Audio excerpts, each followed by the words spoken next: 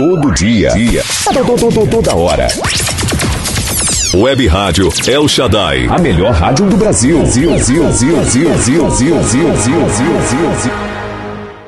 Graça e paz, povo de Deus. Quem vos fala é o pastor Josemar Messias, da Rádio El Shaddai. E eu quero estar apresentando para você agora nossa missionária Gabriela Nasser, que tem um recado importante para mim e para você. Gabi Nasser. Pastor Messias, graça e paz em nome de Jesus. Meu irmão, felicidade estar contigo aqui na Rádio El Shaddai, pronta para prosseguir, levando o melhor de Deus para não só as crianças, mas para as mães também de comunidades no Rio de Janeiro, né? É essa Rádio El Shaddai que pega Fogueteiro, Turano, que são comunidades, que eu atuei ostensivamente desde o meu tempo de faculdade, né? Quando eu comecei a atuar na área da imprensa de uma maneira mais técnica, e depois também me achegando para estar oferecendo o auxílio missionário, né? Tanto de um lado quanto de outro, indo até a São Gonçalo. A gente era da comunidade missionária internacional lá, e a gente teve a oportunidade, né? Tinham outras localidades também, gente que transitava, né? Entre um lugar da comunidade e outro, né? Porque ali é uma área comum de todo o Rio Comprido. E, na verdade, eu estou feliz porque depois de uma temporada na Rádio Tropical, que a gente alcançou Baixada Fluminense, toda a Zona Norte, né? Até Queimados, tudo, e fizemos um trabalho lá de ensino e de esclarecimento sobre questões sobrenaturais relativas à medicina e à espiritualidade, com especialistas levando a verdade da bandeira do Evangelho, onde só Jesus prevalece, onde o homem não tem vez, né? Por isso que muitas vezes o missionário ele se humilha, ele desaparece, ele some e só aparece o Senhor, né? O nome do Senhor, o brado do Senhor, o milagre do Senhor. Esse é o agir de Deus nas nossas vidas, né? Aqueles que estão separados só para servir ao Senhor. Então, eu deixo aqui o meu abraço sincero para o senhor, pastor Messias, com esperança de um progresso, uma conquista, uma coerência no Senhor, que ela não seja somente natural, mas seja sobrenatural, do alto até, o mais íntimo das nossas vidas, do nosso ser. E eu deixo também um abraço para Dr. Otávio, pai de Otavinho, amigo meu da adolescência lá em Cabo Frio, que é pessoa ligada à presidência da escola Mocidade Independente Padre Miguel, não pelo samba, porque a gente não desfila em escola de samba, não samba, também não bebemos, também não fumamos, também não temos parte com esse lado aí de ostensivo, assim, que a gente ora para que essas pessoas consigam assim, ter saúde,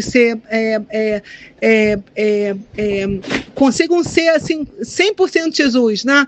Até o último dia que as comunidades de escola de samba até ajudem as crianças de comunidade com obras sociais e tal, com música gospel, né? Porque aí já o Senhor já trabalha, né? Aí Jesus já trabalha.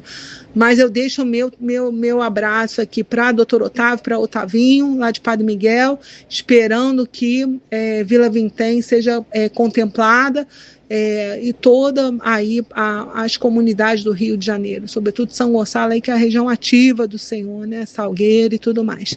Tá bom? Um abraço, pastor Messias, vamos para a mensagem.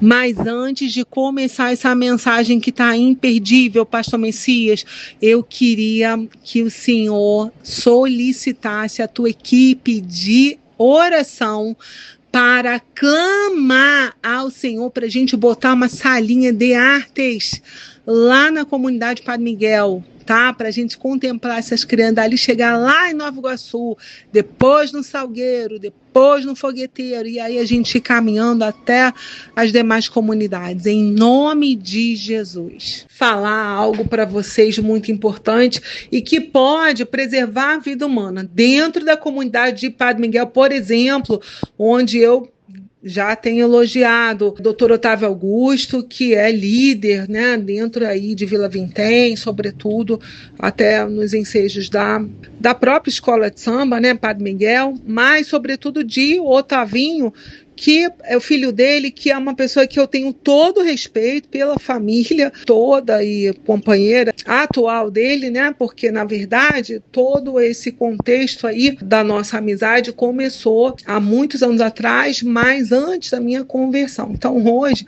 a dignidade de Deus está na nossa frente, né? E é isso que a gente tem que guardar, proteger, preservar, para que os anjos possam nos servir. Em nome de Jesus.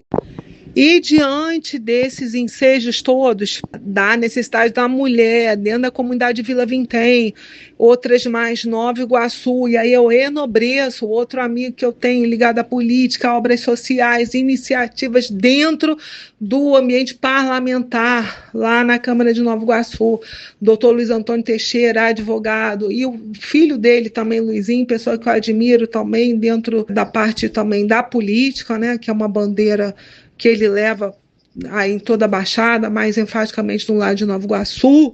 A gente não pode deixar de qualificar a necessidade de deixar a mulher de comunidade informada, não só as cristãs, como eu, que às vezes tem que tomar providências, não para a própria vida, porque já não se embaraçam com muitas coisas, mas sobretudo para a vizinha, entendeu? E a vizinha às vezes é vítima de um infortúnio, até mesmo sendo casada ou com uma situação adversa lá dentro da comunidade, e aí pode acontecer uma coisa que a gente tem que guardar um certo segredo, entendeu? Para poder agir de forma a manter a segurança da mulher, né, da criança dessa mulher. Vá primeiro ao pastor, porque isso é comunidade tem pastor, e Jesus é o salvador da comunidade, ele quer apacentar e cuidar das ovelhas dele,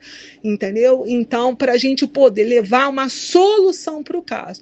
Então, diante da dificuldade, por exemplo, dentro da comunidade, achar um tribunal, qual é a dica que eu venho deixar aí para vocês? É a justiça restaurativa, né? Que é uma justiça mediada, que resolve causas e entende a moral, por exemplo, de um contexto familiar ou trabalhista, ou de qualquer outra espécie, pela moral daquele cenário, né? Ele não prejudica A e B, ele não é punitivo, né? Isso é uma falha. A gente tem que dizer que para Deus, entendeu? Bastou o sangue de Jesus, até aí. Esse é o único que Deus vai recebeu eternamente, é o único que pode desfazer o laço de passarinheiro e a perdição eterna em nossas vidas. É dessa forma que a gente pode montar um aparato pastoral para resolver causas graves dentro da comunidade, de forma que haja uma proteção da mulher, ela seja assistida, abençoada dentro da igreja. Até aí, não precisa mais do que isso, entendeu? Em pouco tempo ela vai estar lá na cantina preparando um lanchinho muito do bom, vai estar ajudando a criancinha da salinha ali do culto do domingo, e aí a bola para frente, todo mundo junto, louvando, cantando, adorando ao Senhor Jesus, porque é isso que importa, a vida eterna, e é nesse amor que a gente é vivo. Presta atenção nessa mensagem. Se você tem uma mulher que está apanhando o marido em casa, dentro da comunidade, não a fira, nem tome providência no lugar dela se ela não quiser. Ela tem a particularidade dela, ela sabe onde está o calo dela. Apenas conversa e pergunta se ela quer uma mediação. ação. Isso é uma medicação para a alma da mulher ferida, entendeu? Você não precisa levar um costume, talvez, que esteja tão distante ali daquele ambiente, da comunidade, mas são causas que podem ser, com uma moderação assertiva, resolvidas, sem que, sabe, o homem se meta muito, nenhum tipo de constrangimento, nem alguma iniciativa que venha gerar uma consequência ou uma preocupação demasiada, né? A justiça restaurativa, que eu vou explicar aqui agora, ela tem esse aspecto ideal para a moderação dentro de comunidade. Desenvolver alguns projetos relacionados a despertar uma consciência para o direito da mulher. Eu hoje vou fazer uma breve explicação para convidar os presentes a uma reflexão e a um posicionamento necessário perante a sociedade. É importante que os cristãos se posicionem como cidadãos também, porque nós somos cidadãos, então a gente precisa ocupar esse espaço. Eu vim falar sobre o feminicídio, e muitas vezes o feminicídio acontece quando a vítima é julgada severamente pelo agressor. O agressor muitas vezes se acha no direito de julgar a mulher a ponto de querer tirar a vida dela. E Jesus, a graça extinguiu o apedrejamento, né, do Velho Testamento. A sociedade não usa mais o apedrejamento para extinguir o mal da sociedade. E Jesus livrou Maria Madalena justamente do apedrejamento. E Jesus também foi um Deus, um Senhor, que não julgou e se aliou às mulheres e foi ajudado pelas mulheres e amou as mulheres, independente se essa mulher estava fazendo o que era certo ou o que era errado. Ele foi aquele que teve a mulher como serva dele, como mãe dele, como amiga dele, como irmã do amigo dele, como ajudadora do Evangelho. Lídia foi uma grande ajudadora do Evangelho. Maria concebeu o Senhor. Então a mulher está presente no Evangelho de uma forma não julgadora, apesar do Senhor também ter uma glória de justo juiz. Então o agressor, ele não tem motivos para matar a mulher por um julgamento pessoal dele. O próprio Senhor fala: não julgueis, né? Então não importa o motivo, se ela está fazendo certo ou errado, nada justifica o feminicídio na sociedade atual. O feminicídio é um crime de ódio e ele é o assassinato da mulher nos ambientes da violência doméstica ou em outros ambientes também. Ele é um crime de ódio contra a mulher. No cenário atual, 2021 teve uma queda no número de feminicídios comparado a 2020. Houve menos 32 casos de assassinatos, mas no total, que foi crescente na pandemia, foi de 1.388 casos. Isso é alarmante e isso faz com que a administração pública, o Poder Legislativo, Executivo, Judiciário, tenham que se preparar para cuidar da causa, porque é uma voz iníqua, ímpia, mas que está na sociedade e precisa ser cuidada. O Brasil assimila muito bem a questão da política de educação e de tudo que é inserido dentro dos colégios. Se a gente notar pelo exemplo da sustentabilidade, que o Brasil, há 30 anos atrás, começou a se cuidar da parte verde, cuidar de meio ambiente, entrar nas agendas do clima, entrar em tudo que era importante para que a humanidade cuidasse do clima. Hoje a gente já teve um grande avanço e eu acho que a educação, no caso do feminicídio, é uma grande solução a curto, a médio e a longo prazo, com campanhas, com disciplinas escolares, com secretarias apropriadas para acolher a mulher e para cuidar também do núcleo do agressor, né? Porque, na verdade, Deus tem um plano para os dois lados, morta, às vezes só uma agredida. No caso do feminicídio, já é morta, então tem que cuidar do núcleo dela. Mas no caso da família do agredido, ela tem que ser cuidada também, é um papel da sociedade. Porque a gente não pode, por exemplo, no caso de um agressor, devolver à sociedade uma pessoa agressiva a ponto de cometer outro feminicídio. Ou então não cometer um outro feminicídio, mas pensar assim, olha, eu errei, não sirvo para nada, sou péssimo, e foi péssimo mesmo, mas foi péssimo naquela ocasião, e aí acaba cometendo outras infrações, se tornando um criminoso, uma pessoa perigosa, de fato, para não só uma pessoa, mas para muitas pessoas ao mesmo tempo.